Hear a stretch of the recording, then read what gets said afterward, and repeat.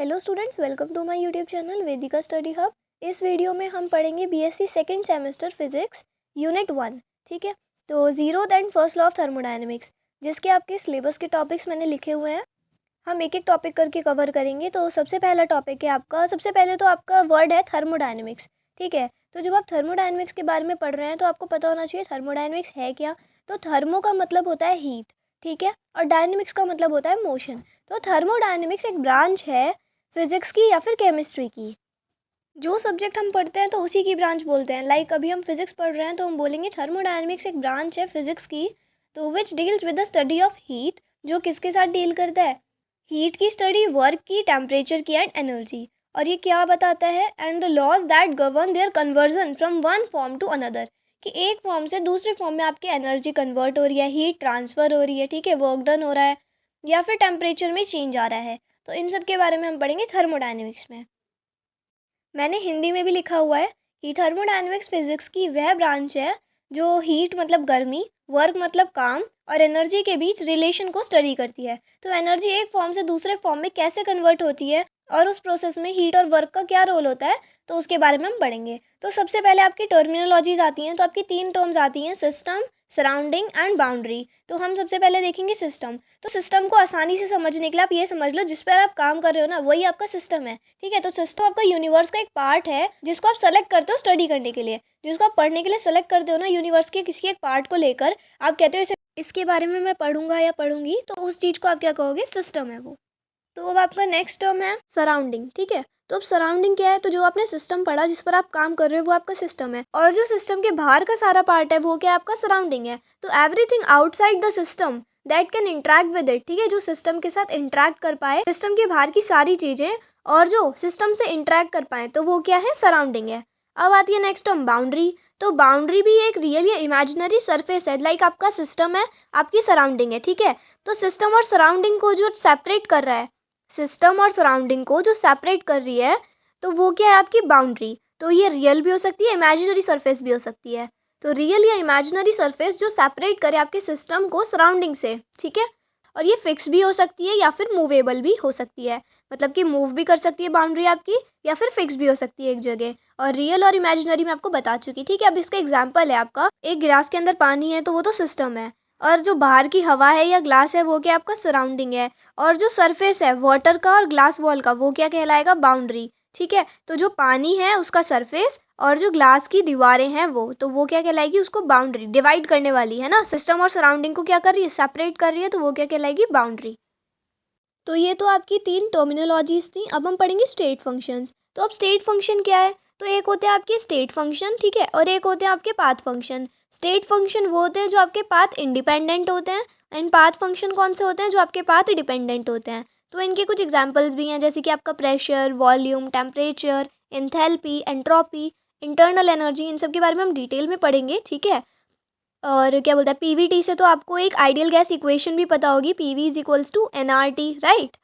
तो यहाँ पे आपके पाथ फंक्शंस कैसे हैं? पाथ डिपेंडेंट हैं, लाइक आपके हीट हो गया, वर्क हो गया, ठीक है। और स्टेट फंक्शंस कैसे हैं? जो पाथ इंडिपेंडेंट है। लेकिन इसको आप कंप्लीट डेफिनेशन में भी समझ लेते हैं एक बार। तो a state function is a physical quantity. State function कैसी है? फिजिकल क्वांटिटी है। लाइक आपका प्रेशर, वॉल्यूम, टेम्परेचर, ये क्या है? आपकी फिजिकल क्वांटिटीज़ है, जिसकी वैल्यू डिपेंड करती है सिर्फ प्रेजेंट स्टेट पर, ठीक है, not on the path by which the system reach that state. उस पर डिपेंड नहीं करती कि किस पाथ को कवर करके वो स्टेट पर पहुंचा है, ठीक है। पाथ इंडिपेंडेंट है, सिर्फ ये डिपेंड करती है कि वो यहाँ से यहाँ पहुंच गया, ठीक है, उसकी प्रेजेंट स्टेट जो है उस पर डिपेंड करती है। लाइक मैंने आपको फर्स्ट सेमेस्टर में समझाया था कि conservative forces and non conservative forces. तो कंजर्वेटिव फोर्सेज कौन सी होती थी? जो सिर्फ पॉइंट पे डिपेंड करती थी, पाथ पे डिपेंड नहीं करती थी, है ना। तो ऐसी आपके स्टेट फंक्शंस हैं जो आपके सिर्फ प्रेजेंट स्टेट पे डिपेंड करते हैं, पाथ पे डिपेंड नहीं करते। लेकिन जो आपके पाथ फंक्शंस होते हैं वो आपके पाथ डिपेंडेंट होते हैं, वो तो पाथ फंक्शंस है ना, तो पाथ पे डिपेंड करेंगे, ठीक है। तो ये इन दोनों का डिफरेंस था। अब आते हैं नेक्स्ट टॉपिक पे, टाइप्स ऑफ सिस्टम। तो आपके सिस्टम कितने टाइप्स के होते हैं अब?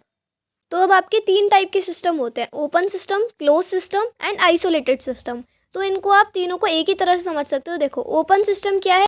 जिसमें आपके एनर्जी और मैटर दोनों का आदान प्रदान हो जाए, तो वो क्या है? Open system. क्लोज सिस्टम में एक चीज़ नहीं होगी आदान प्रदान, लाइक आपका एनर्जी का तो एक्सचेंज हो जाएगा लेकिन मास का नहीं होगा। और आइसोलेटेड में दोनों का ही नहीं होगा, neither mass nor energy is exchange. और किसके साथ नहीं होगा आदान प्रदान? तो सराउंडिंग के साथ, ठीक है। तो अब एक बार डेफिनेशन के साथ पढ़ लेते हैं अच्छे से। तो an open system is a system in which both mass and energy can be exchange with the surrounding. Open system वो सिस्टम है जिसमें आपके मास और एनर्जी दोनों एक्सचेंज हो सकते हैं सराउंडिंग के साथ। जब सिस्टम और सराउंडिंग के बीच एनर्जी एंड मैटर दोनों का आदान प्रदान हो तो तब उसे क्या कहते हैं, ओपन सिस्टम कहते हैं। जैसे कि आपका एग्जाम्पल है कि आपका पानी उबल रहा है एक ओपन कंटेनर में, हमने उसे ढका नहीं है, ठीक है, एक ओपन कंटेनर है उसमें पानी उबल रहा है। अब क्लोज में क्या करेंगे आप, ऐसा सिस्टम जिसमें आपकी एनर्जी एक्सचेंज हो जाएगी सराउंडिंग के साथ बट मास एक्सचेंज नहीं होगा। तो इस बार आपने वाटर को रख रखा है क्लोज्ड बॉटल में, ठीक है। एनर्जी का एक्सचेंज कैसे होगा, तो आपका जो पानी गर्म है तो आपका क्या हो जाएगा, ठंडा हो जाएगा। लाइक ओपन कंटेनर में अगर आप पानी बॉईल कर रहे हो तो आपकी भाप निकलेगी, है ना। लेकिन क्लोज कंटेनर में ऐसा नहीं होगा। क्लोज कंटेनर में सिर्फ आपकी एनर्जी का एक्सचेंज होगा, मतलब कि आपका पानी जो गर्म है वो ठंडा हो जाएगा। आइसोलेटेड में कुछ भी नहीं होगा। लाइक आप थर्मस फ्लास्क में रख दो पानी, ना तो वो आपका ठंडा होगा एंड ना उसमें से कोई भाप निकलेगी, ठीक है। A system in which neither mass nor energy is exchange with the surrounding. तो इसका एग्जाम्पल हो सकता है, परफेक्ट एग्जाम्पल इसका यूनिवर्स। यूनिवर्स एक आइसोलेटेड सिस्टम है। बाकी आपको मैंने जो पानी वाला एग्जाम्पल समझाया उसके लिए आप समझ सकते हो थर्मस फ्लास्क। और एक और एग्जाम्पल ले सकते हो आप सील्ड कंटेनर, जिसे आपने परफेक्टली सील कर रखा है, ठीक है, तो परफेक्टली इंसुलेटेड सील्ड कंटेनर। अब पढ़ते हैं प्रॉपर्टीज। तो आपकी दो तरह की प्रॉपर्टीज होती हैं, एक होती है एक्सटेंसिव, एक होती है इंटेंसिव। ये आपको पढ़ना ज़रूरी क्यों है, ये आपको पढ़ना इसलिए ज़रूरी है क्योंकि इन्हीं टर्म्स पे बेस्ड है आपके जो आगे लॉज वगैरह पढ़ेंगे या फिर आप कार्नोट इंजन वगैरह पढ़ेंगे। सो अब हम देख लेते हैं प्रॉपर्टीज़। तो सबसे पहले है आपकी एक्सटेंसिव प्रॉपर्टी। तो अब एक्सटेंसिव प्रॉपर्टी क्या कहती है, वो प्रॉपर्टी जो आपकी डिपेंड करे अमाउंट ऑफ मैटर पे, ठीक है।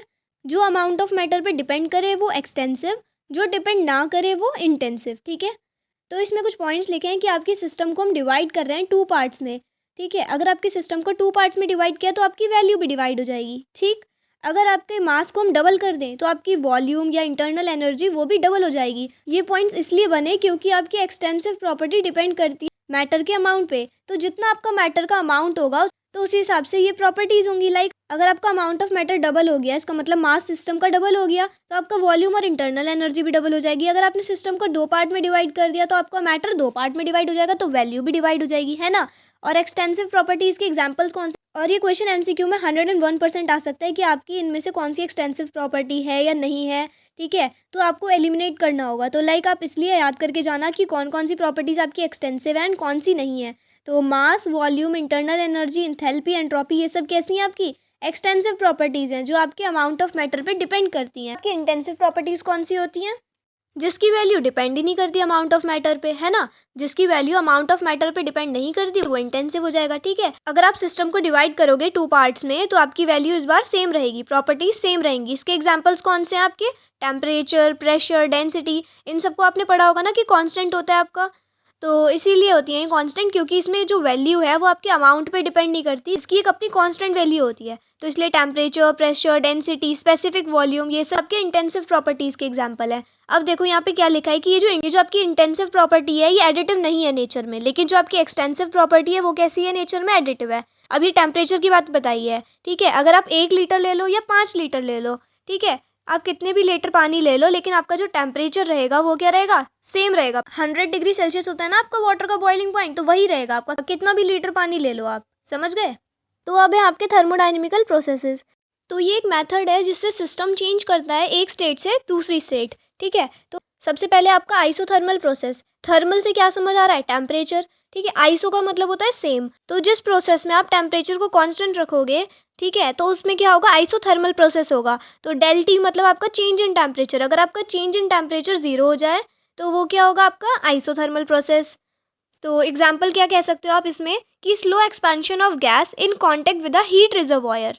गैस को आप ऐसे सिलेंडर में धीरे धीरे फैला रहे हो जो बाहर से गर्म पानी से जुड़ा है। देखो जब आपकी गैस फैलती है ना वो ठंडी होती है, लेकिन जब आप बाहर से उतनी ही हीट उसे प्रदान कर दोगे, जब आप बाहर से उतनी ही हीट उसे दे दोगे ना, तो वो फैलने में और दिक्कत नहीं करेगी, क्योंकि जब ठंडी हो जाएगी तो वो फिर कैसे फैलेगी, तो उसे फिर से हीट मिल जाएगी बाहर से, ठीक है, तो फिर से वो फैलेगी। तो इन सब के बीच ना आपका टेम्परेचर कांस्टेंट रहता है, क्योंकि आपको बाहर से हीट मिलती जा रही है और ठंडी होती जा रही है, तो टेम्परेचर क्या रहा, कांस्टेंट रहा। तो ये क्या है, आपका आइसोथर्मल प्रोसेस है। अब आता है आपका एडियाबेटिक प्रोसेस। उसमें होता है ऊष्मारोधी प्रक्रिया, मतलब कि no heat exchange with surrounding, ठीक है। इसमें हीट एक्सचेंज नहीं होती सराउंडिंग के साथ, मतलब कि ये समझ लो जहाँ पे आपका टेम्परेचर कांस्टेंट था यहाँ पे आपकी हीट कांस्टेंट होती है, ठीक है। तो जब हीट कांस्टेंट रहेगी तो चेंज क्या हो जाएगा, 0 हो जाएगा। तो change in heat is equals to 0। अब एग्जाम्पल क्या है इसमें, तो रैपिड एक्सपेंशन और कंप्रेशन ऑफ गैस, जब एकदम से आपका एक्सपेंशन हो, गैस एकदम से फैले या फिर एकदम से कंप्रेस हो जाए, तो उस प्रक्रिया को क्या बोलोगे आप? Adiabatic process. ठीक है, मतलब कि इसमें हीट एक्सचेंज नहीं होगी।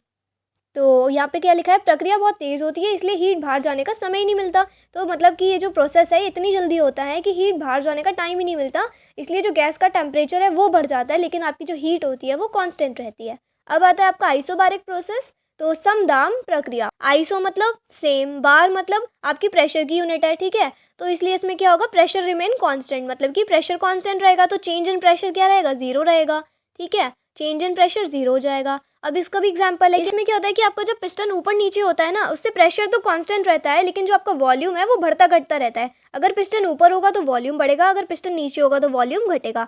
तो लाइक मैंने ये सिलेंडर बनाया हुआ है, ब्लैक पेन से मैंने पिस्टन बनाई हुई है। ठीक है, तो अब आप पिस्टन को नीचे करोगे या ऊपर करोगे, तो जब पिस्टन ऊपर उठाओगे तो आपका वॉल्यूम क्या होगा? इंक्रीज होगा, क्योंकि गैस का वॉल्यूम बढ़ेगा। ठीक है, लेकिन अगर आप पिस्टन नीचे करोगे तो आपकी गैस क्या होंगी? दब जाएंगी, सारे मॉलिक्यूल्स कम स्पेस में आएंगे फिर, है ना, तो आपका वॉल्यूम क्या हो जाएगा? कम हो जाएगा। तो इसमें एग्जाम्पल इंग्लिश में क्या लिखा है? Heating of a gas in a cylinder with a movable piston. आपकी पिस्टन क्या है? मूवेबल है, ऊपर नीचे हो सकती है। तो मूवेबल पिस्टन के थ्रू आप क्या कर रहे हो? गैस को हीट कर रहे हो सिलेंडर में। तो यहाँ पे सिलेंडर जो बना हुआ है इसके नीचे क्या लग रहा होगा? बर्नर लग रहा होगा, जिससे आपकी गैस क्या हो रही होगी? हीट हो रही होगी। आता है नेक्स्ट आपका आइसोकोरिक।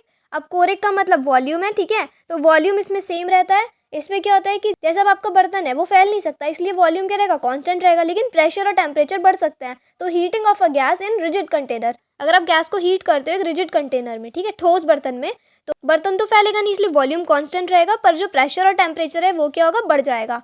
उसके बाद नेक्स्ट आपका साइक्लिक प्रोसेस। तो साइक्लिक प्रोसेस में क्या होता है कि काफ़ी सारे प्रोसेस करने के बाद अगर सिस्टम इनिशियल स्टेट पे वापस आ जाए तो उसे आप क्या बोलोगे? Cyclic process. ठीक है, इसमें जो इंटरनल एनर्जी का चेंज होता है वो जीरो होता है, और इसका एग्जाम्पल है कार्नोट इंजन। तो जब हम कार्नोट इंजन पढ़ेंगे ना तो आपको ये अच्छे से समझ आ जाएगा कि साइक्लिक प्रोसेस क्या कह रहा है। उसमें आप काफ़ी सारे प्रोसेस करेंगे, like isothermal compression, isothermal expansion, adiabatic compression, adiabatic expansion. इन सब प्रोसेस करने के बाद आप क्या करेंगे? जहाँ से आपने शुरू किया था वहीं पे आपका एंड हो जाएगा, तो उसे आप क्या बोलोगे? साइक्लिक प्रोसेस बोलोगे।